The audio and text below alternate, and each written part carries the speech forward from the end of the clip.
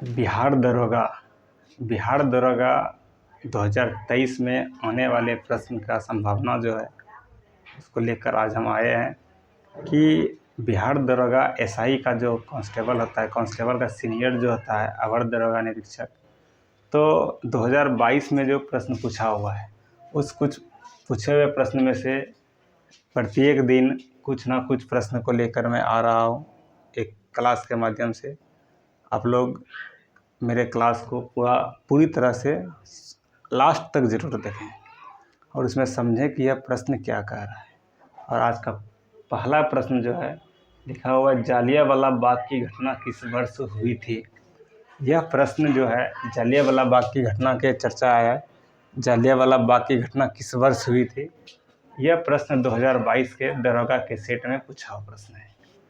दरोगा का जो पिछले साल एग्ज़ाम हुआ था 2022 में, तो उस एग्ज़ाम में परीक्षा में यह प्रश्न पूछा हुआ है।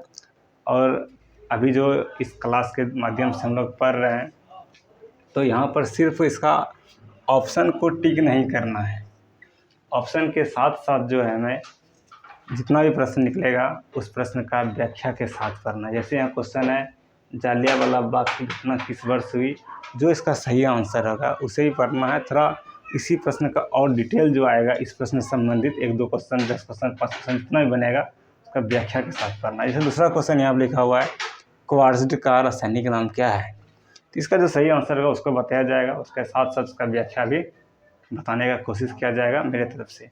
और बाकी आप लोगों को थोड़ा ध्यान देना है कि वीडियो को पूरा शुरू से अंत तक ज़रूर देखें।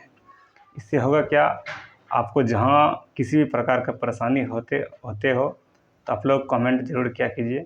तो आगे हम प्रश्न की ओर चलते हैं।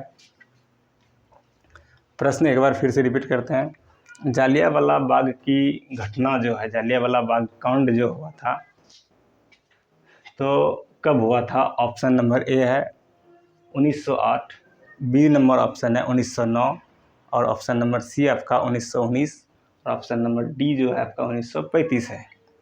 4 ऑप्शन में से 3 ऑप्शन गलत लिखा हुआ है, चौथा ऑप्शन आपका एक सही होगा। 4 ऑप्शन में से 3 गलत है, एक सही है। तो इसमें से आपका सही आंसर जो होगा ऑप्शन नंबर सी होगा 1919। कहता है सी आंसर, मतलब option C is the right option of this question. तो सी नंबर ऑप्शन जो है इस प्रश्न का सही जवाब है। अब प्रश्न यह उठता है कि 1919 तो राइट आंसर हो गया, जालियांवाला बाग का घटना जो 1919 में हुआ है। अगर इसी प्रश्न को और पेचीदा बना दे, एग्जामिनर कुछ भी कर सकता है। तो एग्जामिनर कोई गारंटी नहीं कि फिर सेम क्वेश्चन ये पूछेगा। इसी प्रश्न को और थोड़ा डिटेल से अगर पूछेगा तो पूछ देगा जालियांवाला बाग की घटना जो है किस वर्ष हुई थी, पूछा हुआ है तो चेंज कर देगा, जालियांवाला बाग की घटना 1919 में जो हुआ था उसका डेट पूछता है कभी कभी। तो आपको याद रखना है कि यह घटना जो है 13 अप्रैल 1919 को हुआ था। ईस्वी तो आपका ऑप्शन रहेगा 1919। अगर ईस्वी नहीं रहे, अगर डेट के साथ रहेगा तो ईस्वी तब क्या रहेगा, चार जो ईस्वी रहेगा, 4 ऑप्शन, चारों ऑप्शन में 1919 ही लिखा हुआ रहेगा। और याद रखिएगा, तो चारों ऑप्शन में जब 1919 रहेगा तो डेट कुछ ना कुछ चेंज करेगा।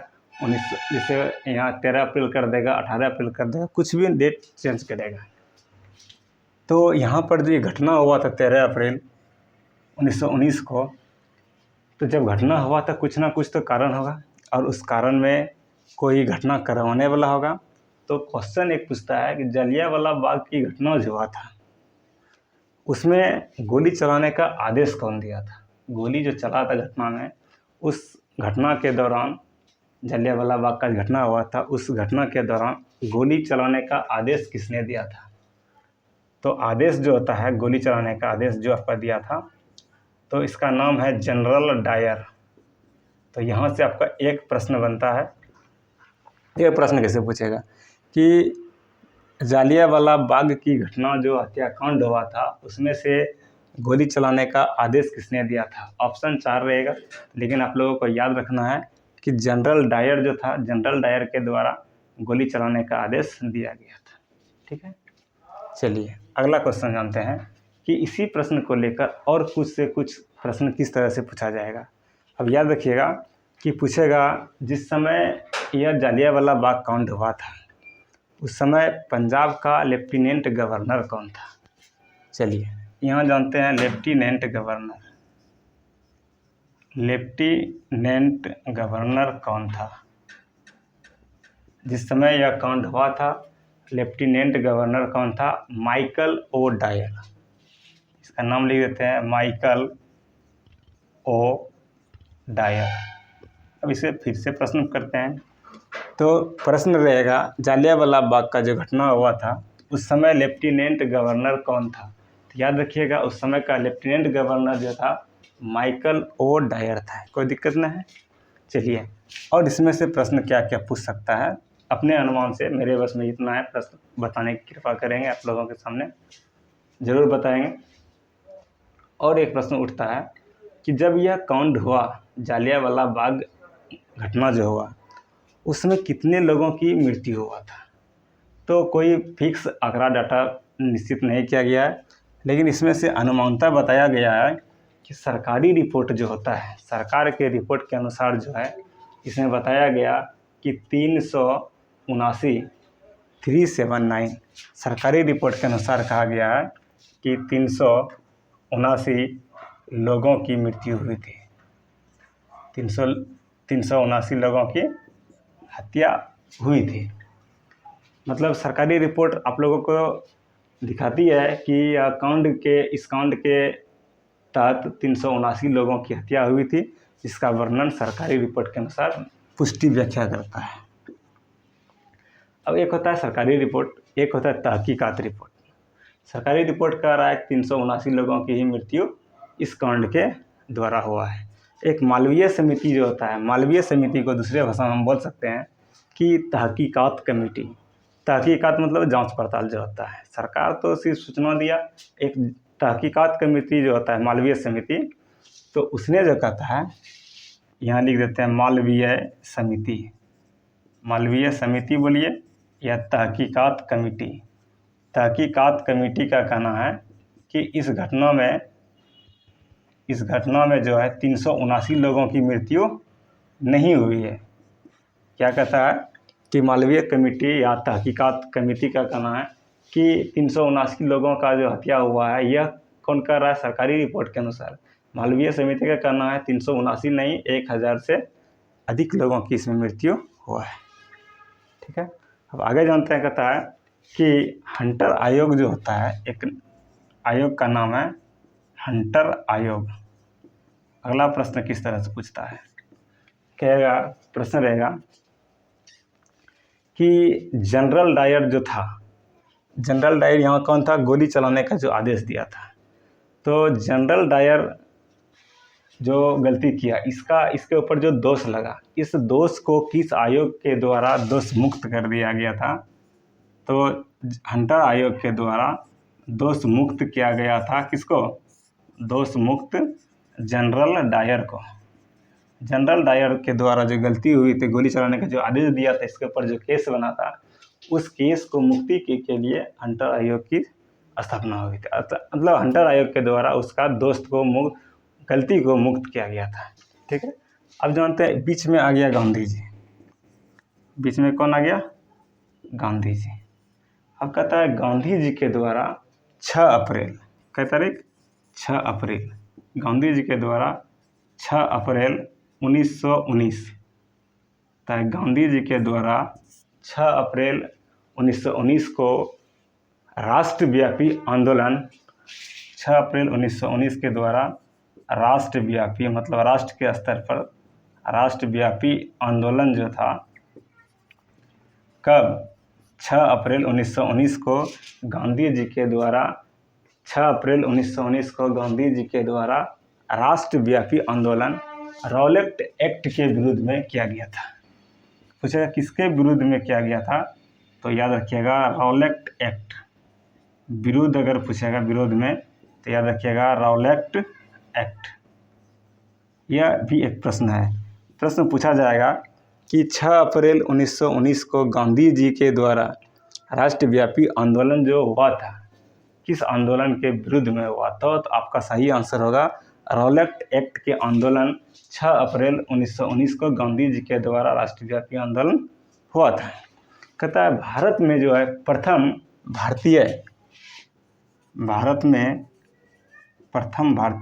अगला प्रश्न है, भारत में प्रथम भारतीय स्तर का आंदोलन, अखिल भारतीय जोड़ लेते हैं, प्रथम अखिल भारतीय जो है स्तर का आंदोलन मतलब उच्च दर्जे का आंदोलन, अखिल भारतीय का आंदोलन जो हुआ था, यह भी जो है रॉलेट एक्ट के विरुद्ध ही किया गया था। और इस प्रथम भारतीय अखिल आंदोलन जो हुआ यह भी रॉलेट एक्ट के विरुद्ध ही हुआ था, और यह भी आंदोलन जो है गांधी जी के द्वारा ही किया गया था। प्रश्न यहाँ तक क्लियर हो गया।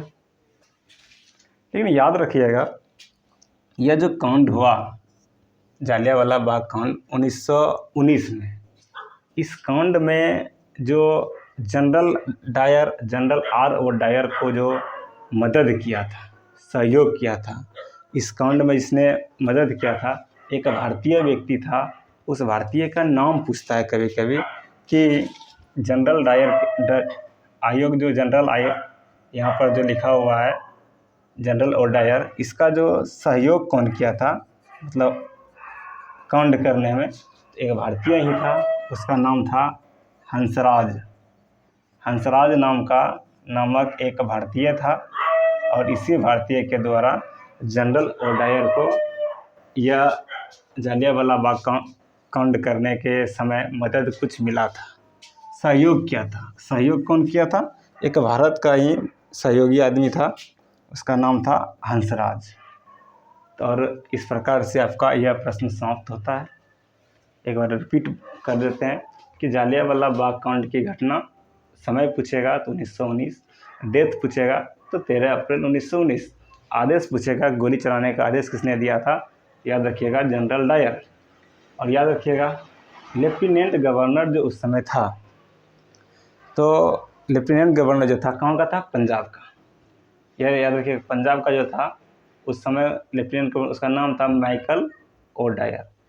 सरकारी रिपोर्ट के अनुसार 379 लोगों की हत्या, उसका मामला जो है पुष्टि होता है। मालवीय समिति जो होता है तहकीकात के साथ, तो 1000 से अधिक, इसका कहना है 379 नहीं 1000 से अधिक लोगों की मृत्यु हुई है। हंटर आयोग के द्वारा जो है जनरल डायर को दोषी दिया गया, मतलब मुक्त कर दिया गया है।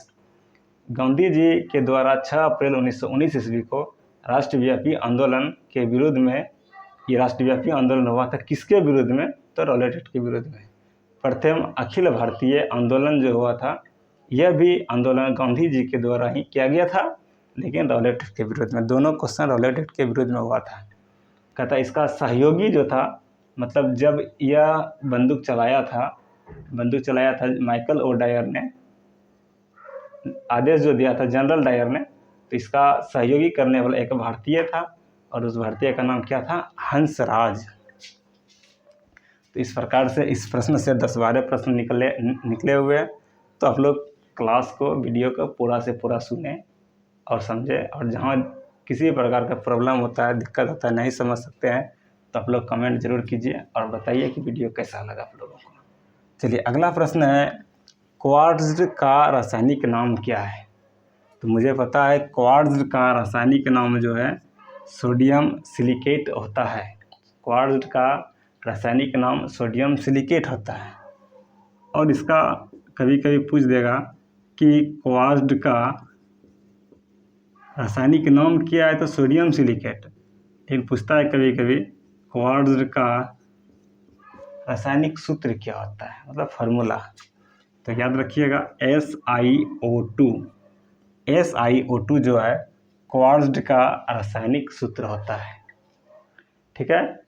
और एक चीज़ और याद रखना है, क्वार्ट्ज जो होता है क्वार्ट्ज सोडियम सिलिकेट का बना होता है, तो इसका SiO2 रासायनिक सूत्र होता है।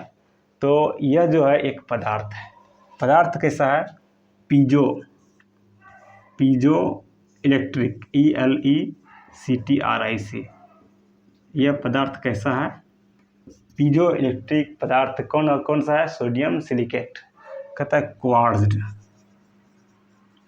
क्वार्ट्ज जो होता है, क्वेश्चन जो है यह जो है, यह सोडियम सिलिकेट जो होता है, मतलब सोडियम सिलिकेट क्वार्ट्ज जो है, इसमें सिलिका की मात्रा सबसे पूछेगा, सबसे अधिक मात्रा किसका होता है? तो इसमें जो सिलिका की मात्रा बहुत से अधिक मात्रा में रहती है। सिलिका की मात्रा प्रचुर मात्रा में होती है, मतलब क्वार्ट्ज के अंदर सिलिका की मात्रा प्रचुर होती है, मतलब सबसे अधिक होने वाला, प्रचुर मात्रा में प्रयोग होने वाला पदार्थ है। इसमें प्रयोग सबसे ज़्यादा क्या होता है? सिलिका। अब कहता है भूपर्पटी पर, क्रास्ट जिसको बोलते हैं, क्रास्ट, या आप बोलिए भूपर्पटी।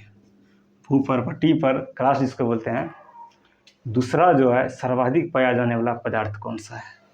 तो सर्वाधिक पाया जाने वाला पदार्थ भी आपका है सोडियम सिलिकेट।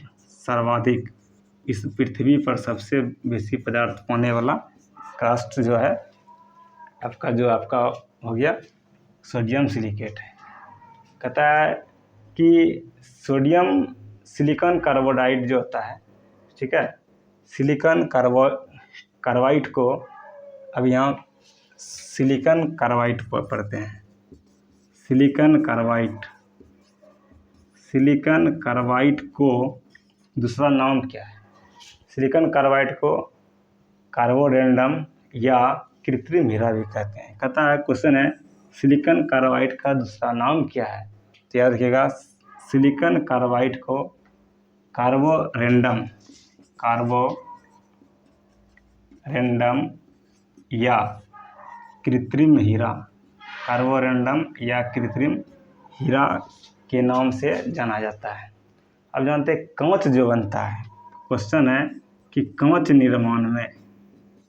का निर्माण जो होता है, कांच निर्माण में किस किस वस्तु का प्रयोग होता है? कांच के निर्माण में SiO2 मतलब क्वार्ट्ज का, मतलब सोडियम सिलिकेट, कांच के निर्माण में SiO2 का भी प्रयोग होता है। इसके साथ जो होता है, एक होता है धोबन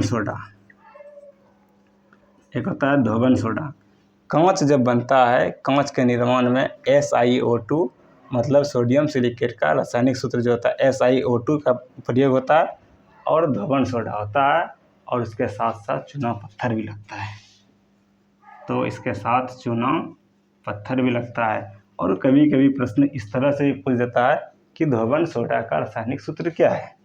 तो रासायनिक सूत्र याद रखिएगा, Na2CO3 पॉइंट है, उसके बाद है 10H2O, 10H2O, यह जो आपका धोबन सोडा का रासायनिक सूत्र हो गया। तो इस प्रकार से यहाँ पर प्रश्न अगर निकाला जाए तो क्वेश्चन है क्वार्ट्ज का रासायनिक नाम क्या है? सोडियम सिलिकेट, सही आंसर हो गया। तो यहाँ पर निकालेंगे सोडियम सिलिकेट का रासायनिक सूत्र SiO2 होता है। तो यह जो एक पीजो इलेक्ट्रिक पदार्थ है, क्वार्ट्ज जो है सिलिका का, इसमें सबसे प्रचुर मात्रा पाया जाता है। कास्ट भूपट्टी पर सर्वाधिक मात्रा में सोडियम सिलिकेट पाया जाता है। सोडियम सिलिकेट को जो है कार्बोरेंडम या कृत्रिम हीरा के नाम से भी जानते हैं। और कहता है कि इसमें से कुछ होते हैं, कांच के निर्माण में किसका प्रयोग होता है? क्वेश्चन पूछेगा कांच का निर्माण में किस किस वस्तु का प्रयोग, पदार्थ का प्रयोग होता है? तो आपको याद रखना है, कांच का निर्माण जो होता है SiO2 मतलब सोडियम सिलिकेट, और धोबन सोडा Na2CO3 इंटू 10H2O, और चूना पत्थर का प्रयोग किया जाता है। इस प्रश्न में किसी प्रकार का अगर समस्या हो तो आप लोग कमेंट जरूर कीजिएगा, और कोशिश कीजिए वीडियो जो बनाते हैं पूरा शुरू से अंत तक आप लोग ज़रूर से ज़रूर देखिए, और जो भी तरह का प्रॉब्लम है अगले प्रश्न में बताया जाएगा। और हम जो है मेरे द्वारा प्रत्येक दिन दरोगा का set, previous year, Bihar police जितना भी प्रतियोगिता परीक्षा आने वाले हैं उसमें से प्रीवियस ईयर का क्वेश्चन बैंक सॉल्व कराया जाएगा। ओके, मिलते हैं अगले क्लास में।